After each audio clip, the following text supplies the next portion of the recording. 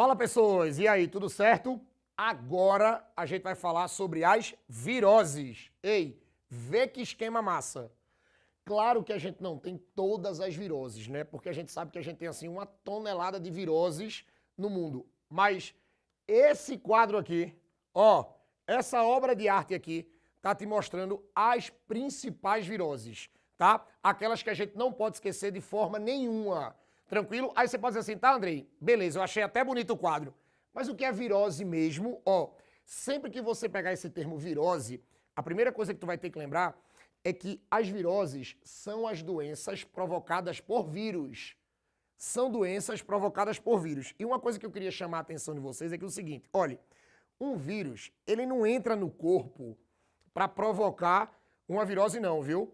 O danado do vírus, ele entra no corpo para que ele consiga entrar na célula específica, tá? Para que ele consiga parasitar uma célula específica para se multiplicar. Mas aí qual é o detalhe? O problema é que quando um vírus ele entra dentro de uma célula específica e começa a se multiplicar, os seus filhotinhos, claro, entre aspas, tá? Os seus filhos, quando vão sair da célula hospedeira, eles não pedem licença. Lembrem que quando os novos vírus eles vão sair da célula, eles estouram a célula. Aí quando eles estouram a célula, eles matam a célula. Aí o que é que acontece? Os filhotinhos vão procurar novas células para parasitar, para matar essas células também para se multiplicar. Mas aí o que é que acontece? Quando você tem um monte de células morrendo no seu corpo por causa de uma multiplicação viral, a consequência dessas mortes celulares é o que nós chamamos de viroses. Então, o que é que acontece? A danada da virose é uma consequência da multiplicação viral dentro do teu corpo. Que aí, claro, dependendo do tipo de vírus e dependendo da célula que esse vírus vai matar, você vai ter um quadro sintomático diferente, aonde a gente vai determinar alguns tipos de doença. Uma coisa que também a gente não pode esquecer é que, assim, a maioria das viroses, ela tem transmissão direta. Ei, a maioria das viroses tem transmissão direta. Ah, Andrei, o que é uma doença de transmissão direta? Ó, transmissão direta é uma doença que não precisa de vetor. Ou seja, você pega o vírus com um contato direto. Você não vai ter nenhum vetor que vai levar esse vírus para dentro do seu corpo. Você vai ter que ter contato com o vírus de forma direta.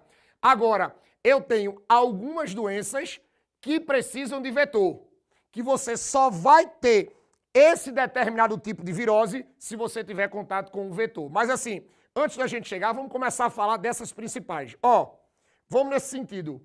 A primeira doença aqui que tem a raiva. Lembrem que a raiva é uma virose que ela está muito relacionada com animais, tá? Lembrem que essa raiva, ela tanto pode atacar os seres humanos, como ela também pode atacar os animais. E geralmente, o ser humano, ele tem contato com o vírus da raiva, tá? Com o lissavírus, quando você tem contato, presta atenção, quando você tem contato com o animalzinho. O animal contaminado passa esse vírus para você, tá? Por exemplo, você pega um cachorro que tem raiva, você sofre uma mordida desse cachorro, você pode ser contaminado. Tranquilo? Agora o problema é que essa raiva no corpo humano, se ela não for tratada muito rápida, ela pode levar o indivíduo à morte. Tá? Se você não tiver um tratamento rápido, quando você tem contato com um animal contaminado, tá? Você pode chegar à morte de raiva. Lembrando que tem alguns países por aí que você tem contaminação de raiva até por mordida de morcego. Tá? Lembrem que morcego também pode transmitir raiva. São dois exemplos aí que a gente usa muito para raiva. Depois da raiva, eu tenho a rubéola. Lembrem que a danada da rubéola também é uma virose e ela é provocada por um vírus que a gente chama de rubivírus, tá? Essa rubéola, ela é muito caracterizada porque quando o paciente pega a rubéola, geralmente ele vai ter uma febre persistente e vai aparecer umas manchinhas vermelhas no corpo, tranquilo? Mas já é uma doença, veja, já é uma doença que não causa tanto problema, não causa tanto medo quanto a morte. Agora, qual é o detalhe? Uma mamãe, quando pega rubéola, ela tem que ter muito cuidado com o seu feto. Ou seja, uma mulher gestante, ela tem que ficar longe desse vírus da rubéola, porque quando ele entra dentro do corpo da mãe, ele pode transpor a placenta. Esse vírus pode chegar no feto. E chegando no feto, ele pode provocar problemas congênitos, ou seja, a criança pode nascer com problemas por causa que esse vírus conseguiu chegar na mãe.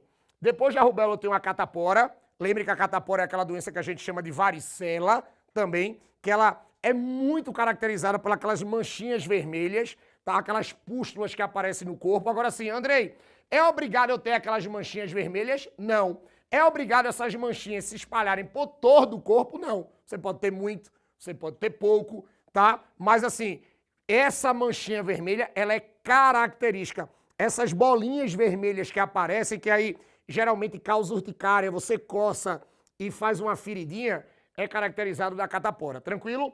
Depois eu tenho um sarampo, tá? O sarampo também é uma virose, claro, também é uma virose. Essa virose, uma vez no corpo humano, pode provocar placas vermelhas.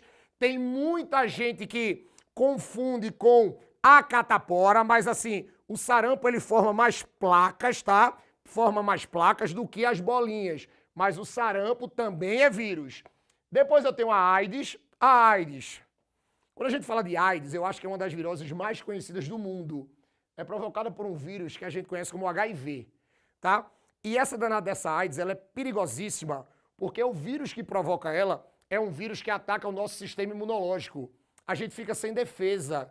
Então, o problema de um paciente aidético é que quando o HIV entra no corpo, o HIV ataca as células que era para matar ele. Então, a partir do momento que ele ataca o sistema imunológico, ele deixa o indivíduo muito fraco, tá? Ele deixa o indivíduo sem defesa. Aí o corpo fica muito exposto para outras doenças. Então, geralmente, um paciente que tem AIDS, ele geralmente morre por outra doença oportunista do que de maneira propriamente dita pela AIDS, beleza? Depois eu tenho a gripe, né? Que aí, assim, a gripe, ela tem uma grande quantidade de vírus que ocasiona essa doença que a gente chama de gripe, né? Que são os vírus aí, são os influenza, tá? Eu tenho a gripe. Aí, ó, pra cá. Agora eu vou começar, ó, essas doençazinhas aqui, ó, que são as doenças de transmissão indireta. Essas virosezinhas aqui, que estão com esse insetinho aqui, ó, são as viroses de transmissão indireta, são aquelas que precisam de um vetor. Aí você pode dizer assim, tá, Andrei? E qual vai ser o vetor? O vetor é o mosquito do gênero Aedes. Como essas viroses, elas são transmitidas por um mosquito, elas são transmitidas por um inseto, a dengue, a chikungunya, a zika e a febre amarela é o que nós chamamos de arboviroses. Arboviroses, prefixo arbo, artrópodes, inseto, é transmitida por inseto. Aí o que é que acontece? André, é o mesmo inseto? É, o Aedes aegypti. O Aedes, o mosquito do gênero Aedes, vai, ó, transmitir a dengue, a chikungunya, a zika e a febre amarela. Qual é o detalhe? Andrei, mas é fácil diferenciar? Olha, para quem nunca viu, não é tão fácil, mas a gente tem sintomas bastante característicos dessa doença. Por exemplo, a dengue dá febres muito altas, muita moleza e o corpo muito dolorido. A chikungunya, geralmente a gente tem como principal característica a inflamação das articulações. A inflamação das articulações. E a zika tem uma febre alta, mas um quadro febril geralmente mais curto, e a pessoa fica muito manchada, fica toda pintada de vermelho. São características que a gente encontra, tá? Que geralmente a gente usa para diferenciar isso. Mas claro que para você ter esse diagnóstico, tem que procurar um profissional médico para que ele faça o exame e comprove exatamente qual é o tipo de doença que você está. Depois eu tenho a febre amarela. A febre amarela é o seguinte, Andrei, ela é transmitida pelo Aedes? É, se for a febre amarela urbana.